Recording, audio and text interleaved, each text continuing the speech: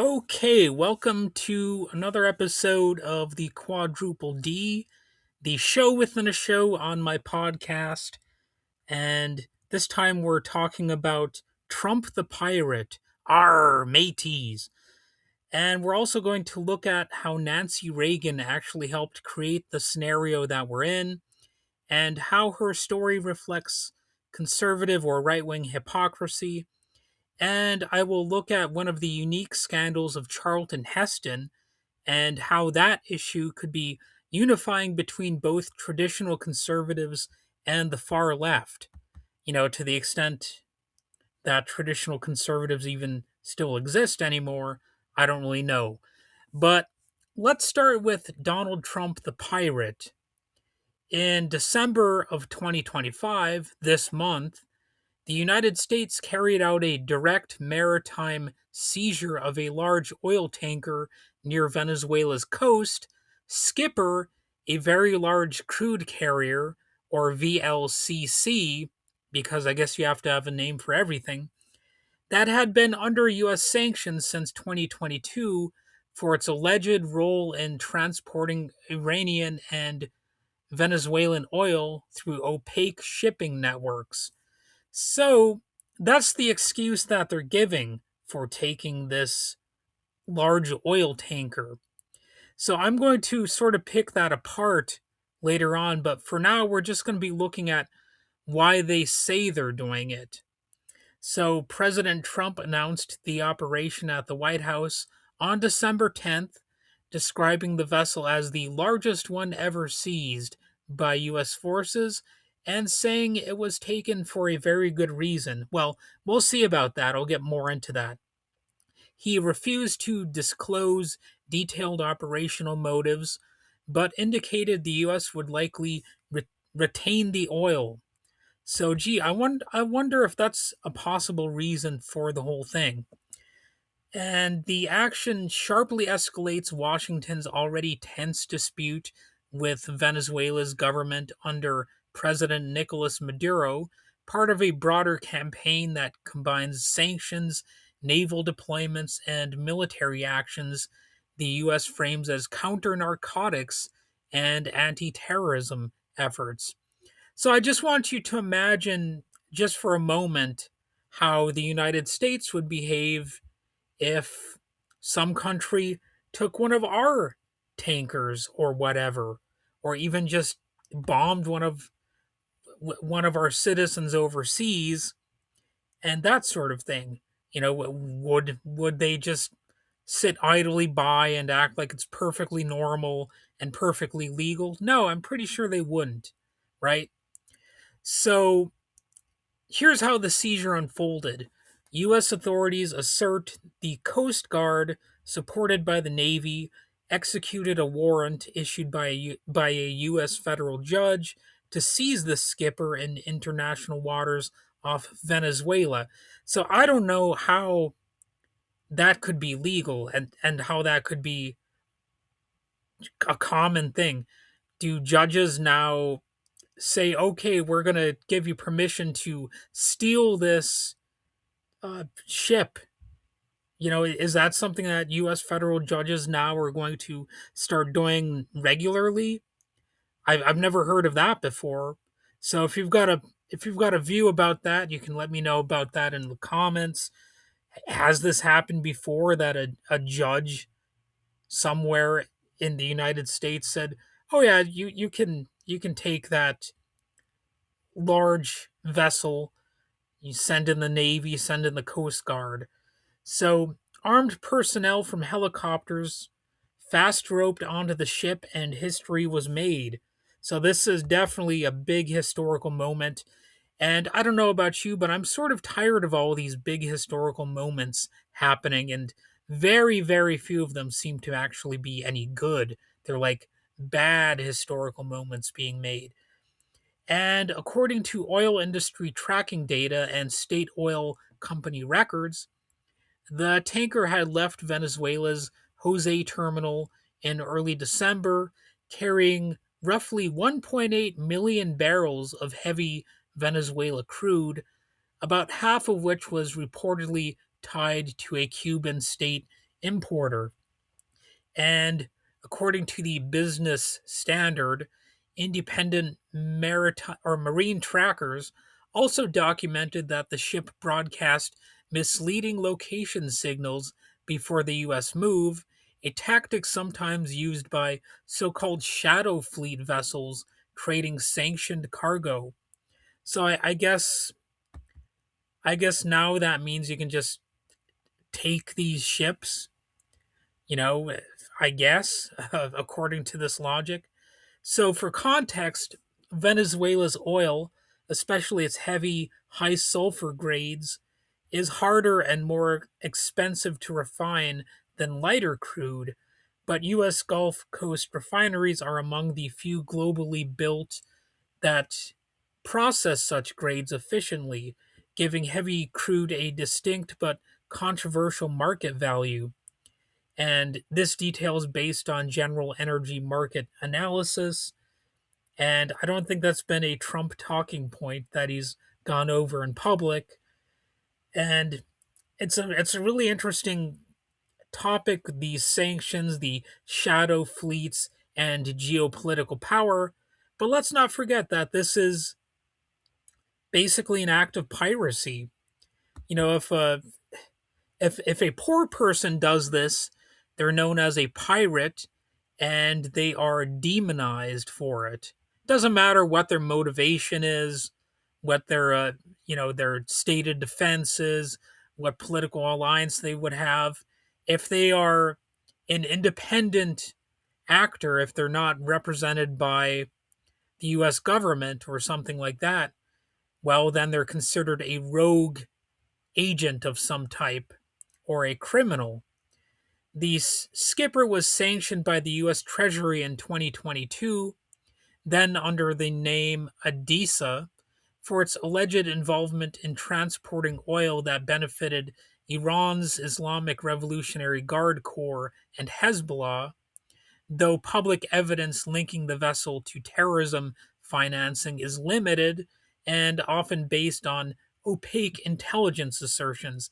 In other words, possible lies.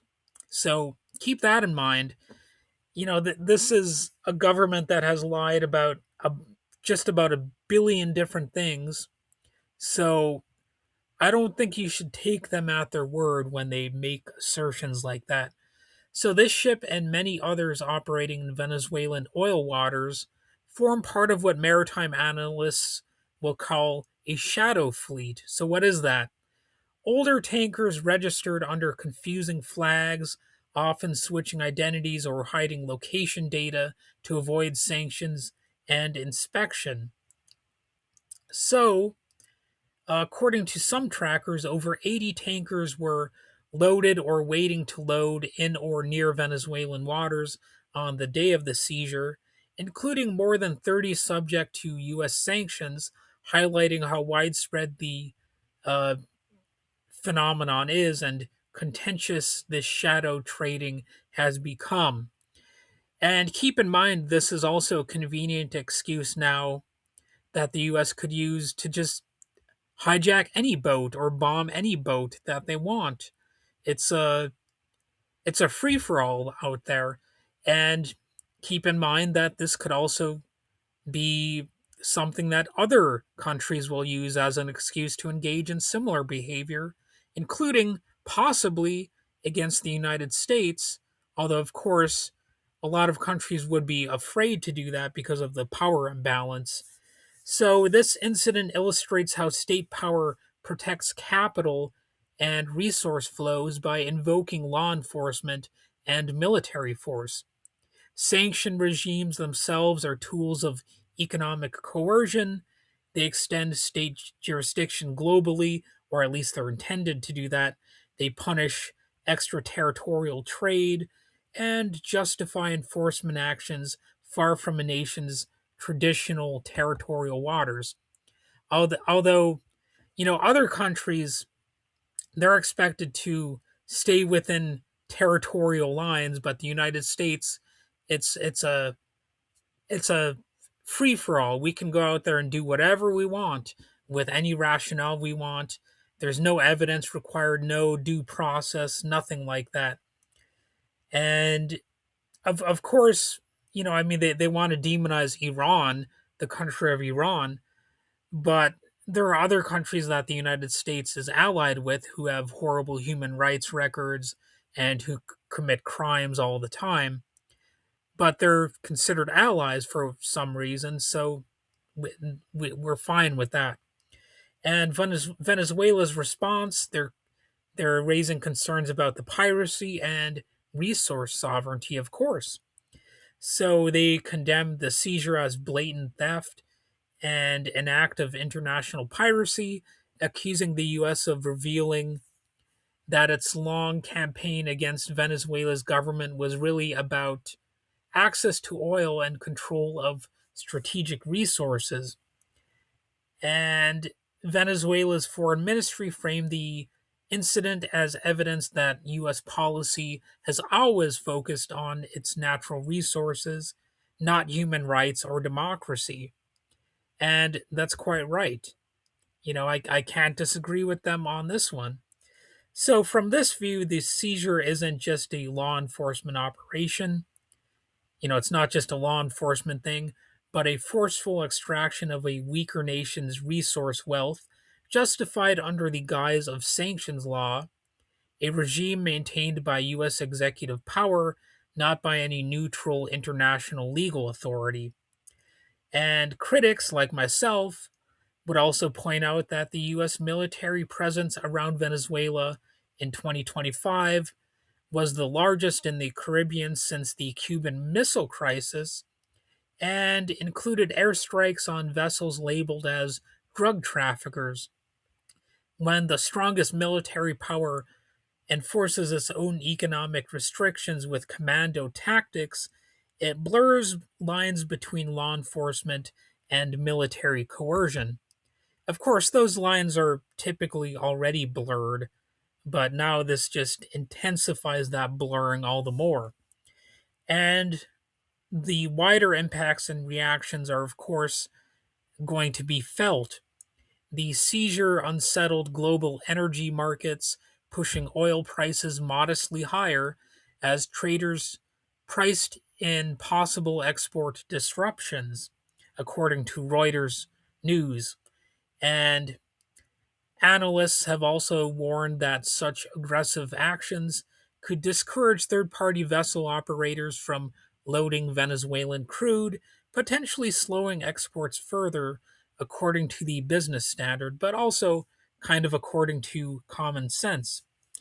And the international reaction is that, well, obviously, Iran condemned the move as piracy, supporting Venezuela's position. That's according to Newsweek. And Western governments mostly echoed the U.S. line about enforcing sanctions, while legal experts debated the legitimacy of a military style seizure under international law. I said law kind of funny right there. I meant to say law. I almost said it like I'm British with an R at the end. But anyway, the U.S. seizure of the Skipper marked a dramatic uptick in coercive tactics to control oil flows out of Venezuela under sanctions.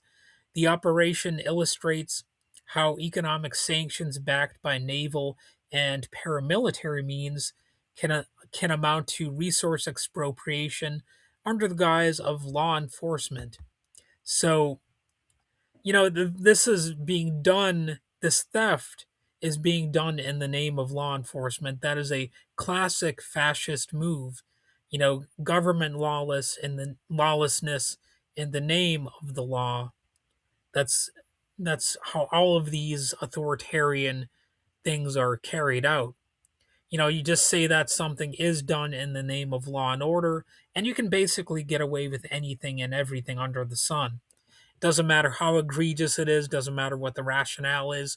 There will always be some people in the population who will spring to the defense of the nefarious act. And all right, we're moving right on to the next segment of the episode, which is the peripheral poophead of the week, and that is Nancy Reagan. So, obviously, she's no longer with us, so maybe you might say, I shouldn't pick on the deceased. Some of you out there might be like, hey, what does Nancy Reagan have to do with any of this? Any of this? Don't pick on Nancy. What did she ever do that was so bad? Well, Nancy Reagan is widely remembered for launching the Just Say No anti drug campaign in the 1980s, a slogan she championed nationally. Boy, I can't talk today, but championed nationally while serving as First Lady from 1981 to 1989. Originally a Hollywood actress and married to Ronald Reagan in 1952, she used her platform to shape public perceptions about drug use at the height of the U.S. war on drugs, which, of course, Donald Trump is trying to bring back in a very big way. Her campaign aimed to reduce recreational drug use by urging young people simply to refuse drugs. But large government evaluations have shown that these kinds of abstinence only messages and associated programs like DARE had little to no measurable effect on actual drug consumption.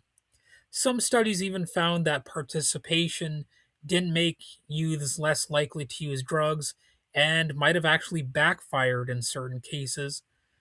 That's according to PBS, and of course, you can find many other sources on the topic.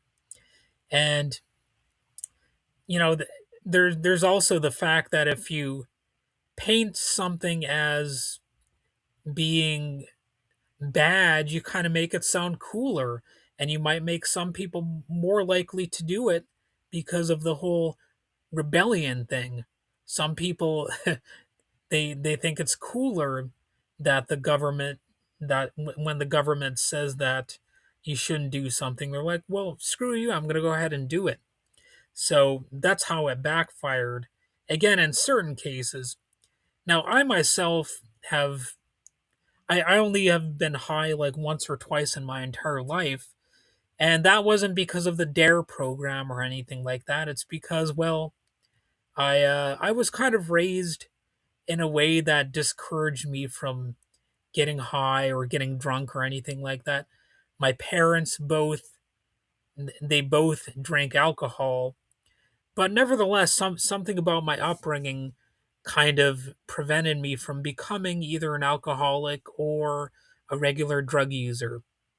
So it's a little bit interesting that somebody who would be deemed on the far left is actually not the stereotypical person who's high all the time. And actually, many MAGA people that I've met are on drugs and they do drink a lot of alcohol and stuff like that. So, that the funny thing is that there are people on the left who not only don't do drugs but actually would discourage people from doing drugs.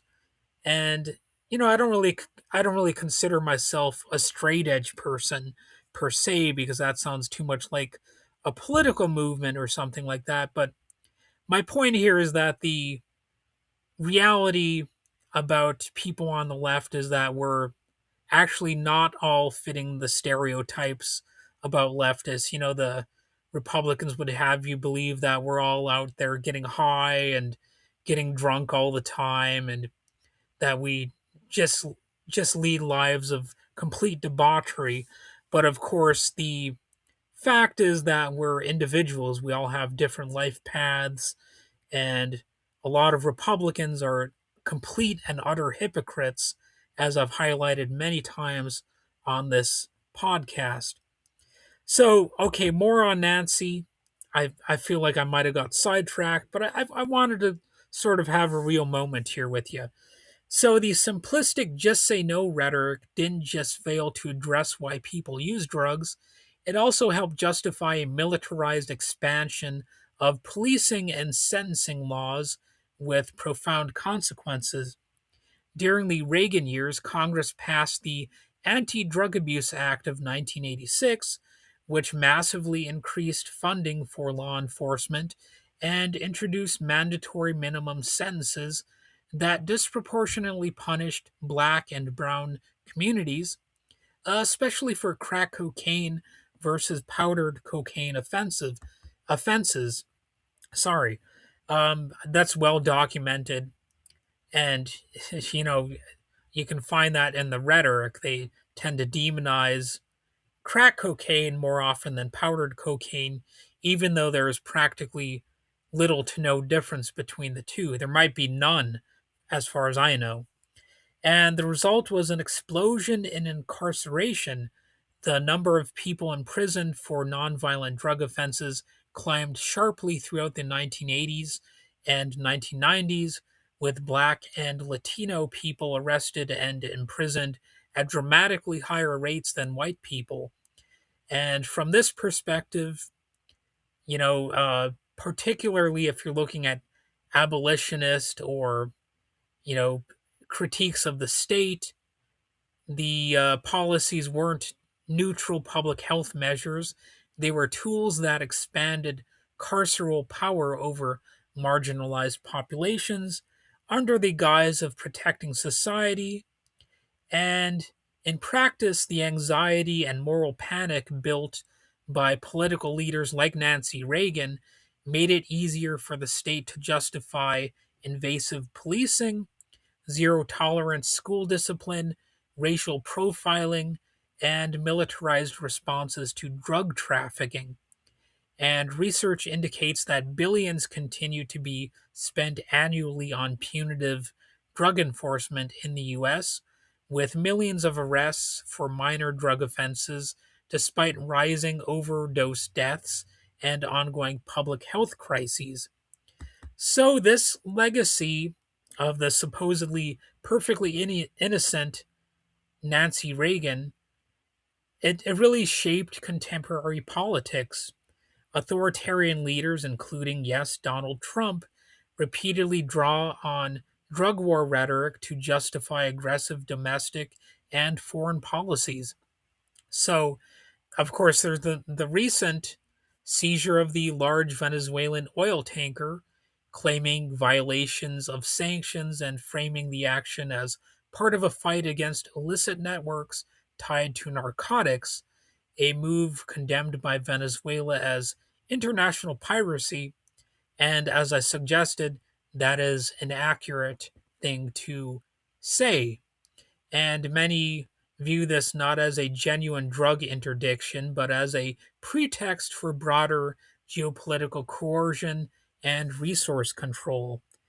And keep in mind the blatant hypocrisy that I also touched upon in my last episode of the Quadruple D, the Hernandez pardon hypocrisy. As NPR recently noted, Honduras Attorney General Joel Zelaya noted that he had ordered Honduran authorities and asked Interpol to execute a 2023 arrest order for ex President Juan Orlando Hernandez, pardoned by U.S. President Donald Trump. Hernandez was released from federal prison in the United States last week after Trump pardoned him. Hernandez had been sentenced in U.S. federal court last year to 45 years in prison for helping move tons of cocaine to the United States. So it's really one of the most blatant examples of hypocrisy you could ever need to point out regarding the US government.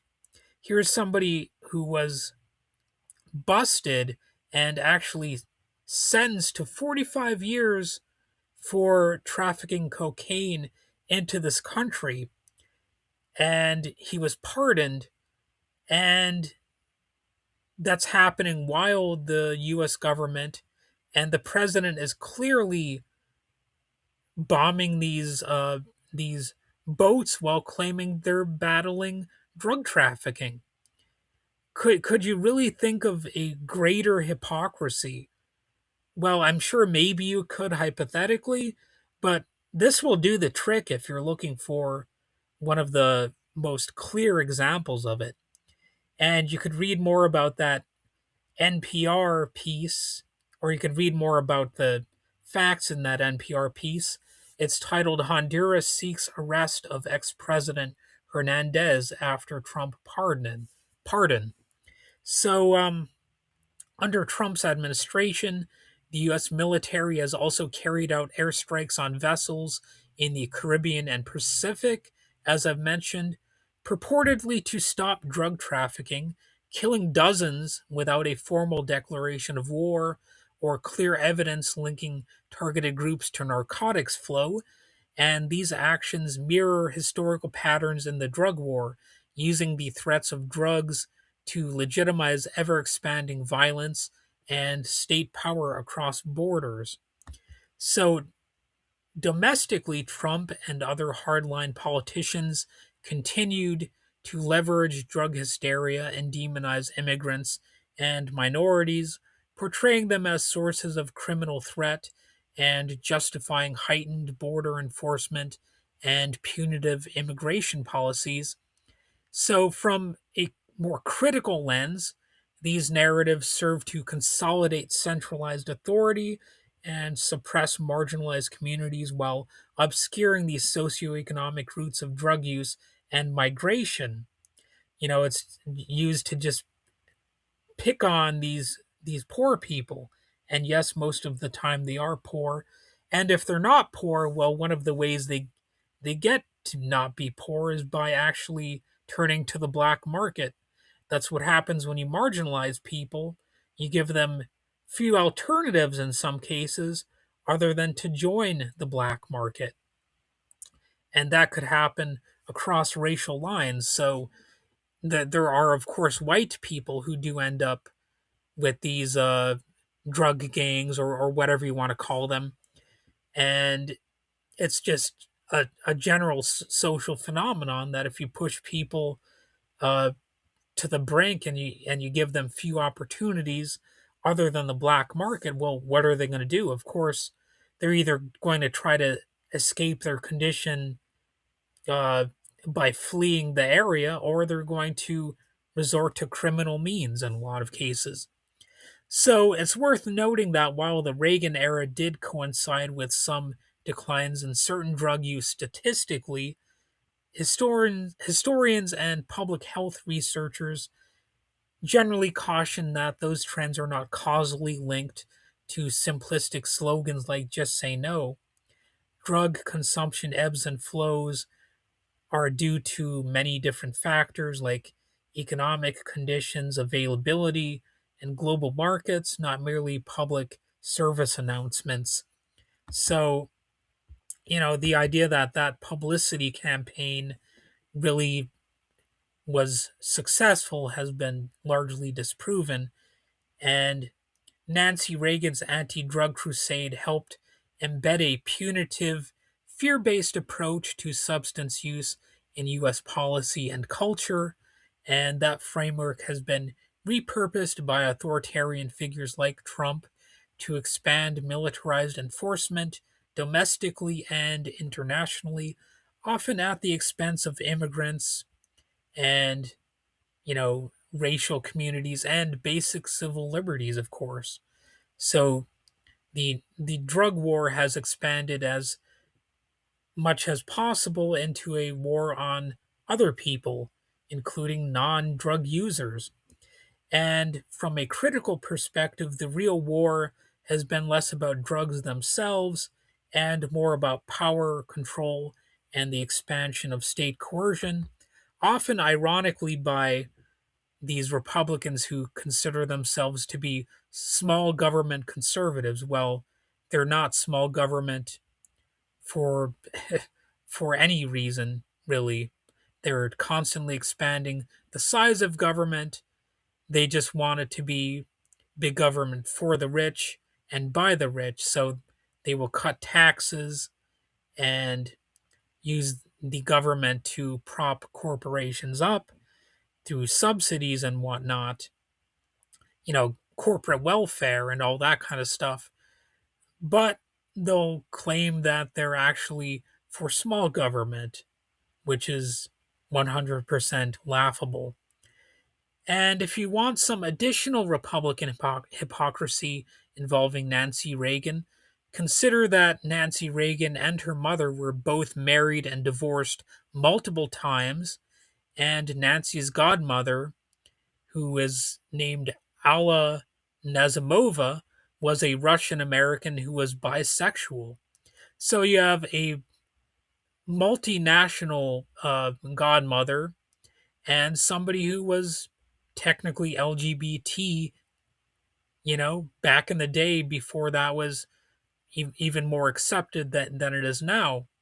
So definitely contradicting the Republican narrative about, you know, fearing people who are LGBT. And, you've got multiple marriages, bisexuality, dual citizenship, which is apparently almost akin to a crime nowadays, if you ask some of these fascist Republicans.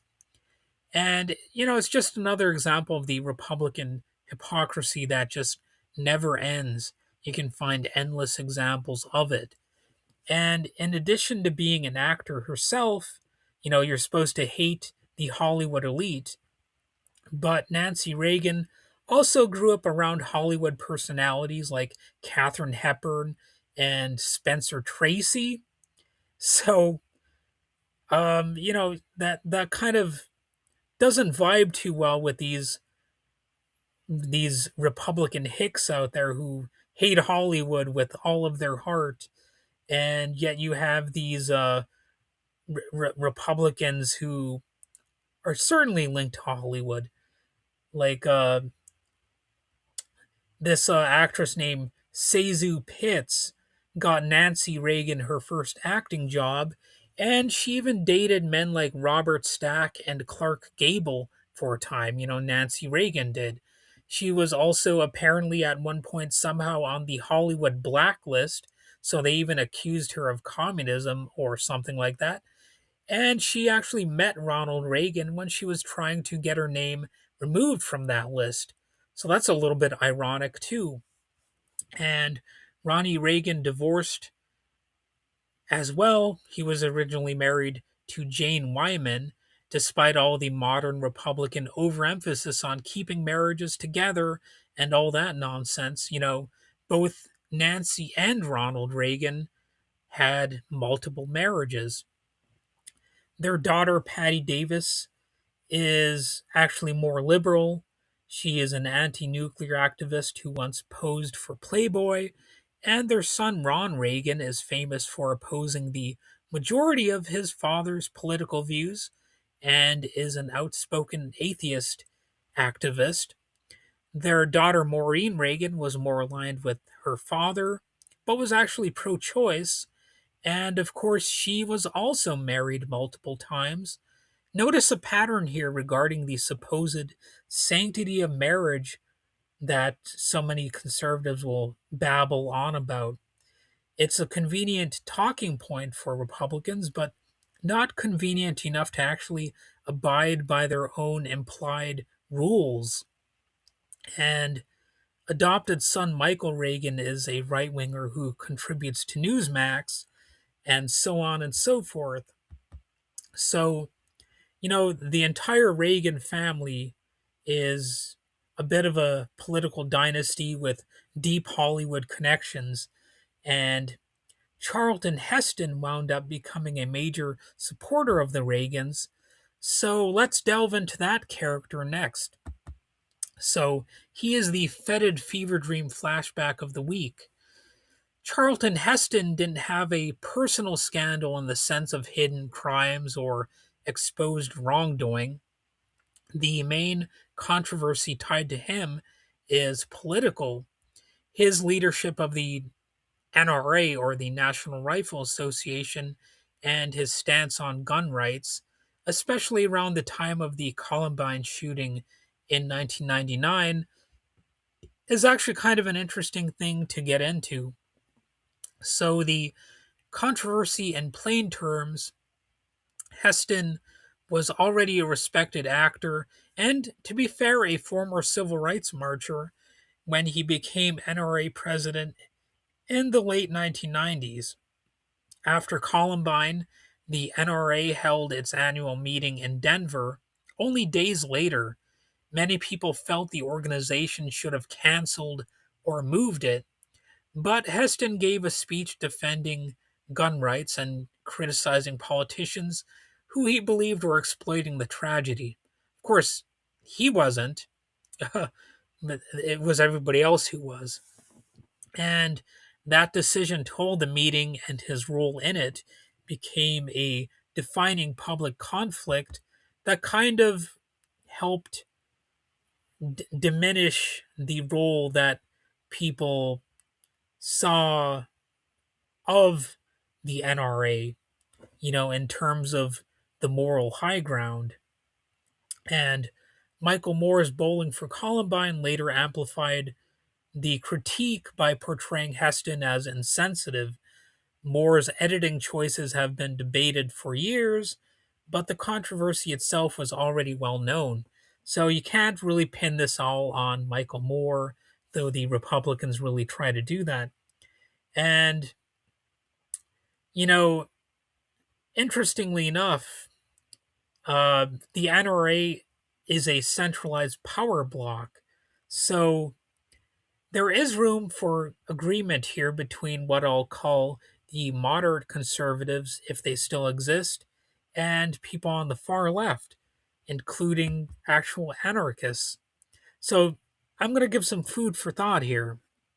Both moderate conservatives and anarchists would often criticize centralized institutions, be they state or private, that shape public policy without being democratically accountable.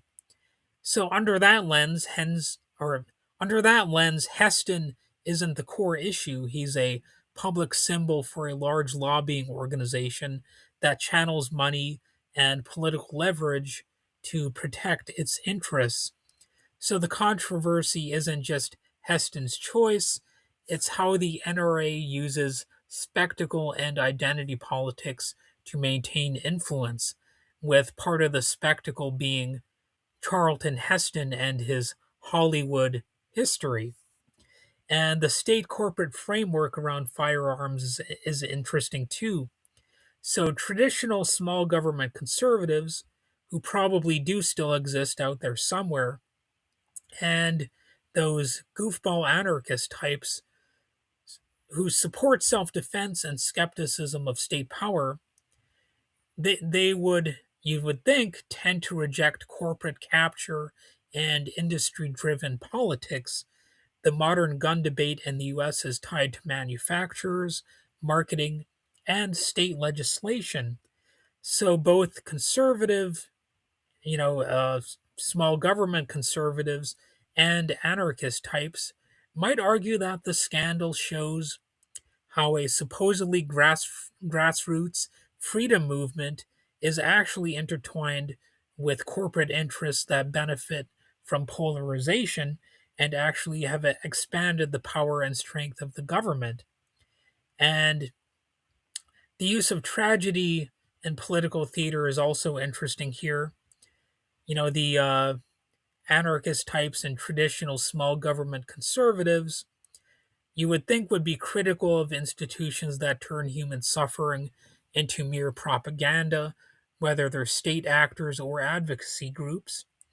And from that standpoint, both the NRA's decision to proceed with the meeting and the weaponization of Heston's image by opponents can both be seen as different sides of the same problem, centralized groups trying to steer public emotion to preserve their own authority.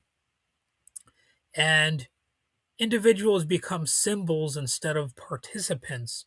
Heston is a good example of how public figures get absorbed into ideological machinery, and a critic might say that the controversy shows how large systems, be they media, political parties, and lobbying networks, treat people as tools, and in that sense, Heston's personal intentions matter less than the structure he represented. And, the idea that uh, guns equal freedom, I think that's been largely debunked by the reality of how governments function. The United States has actually embarked on a lot of oppression, both domestically and globally, despite the overwhelming presence of guns in our society. The idea that if you have guns, you're going to be a less oppressive society, I think that's been thoroughly debunked.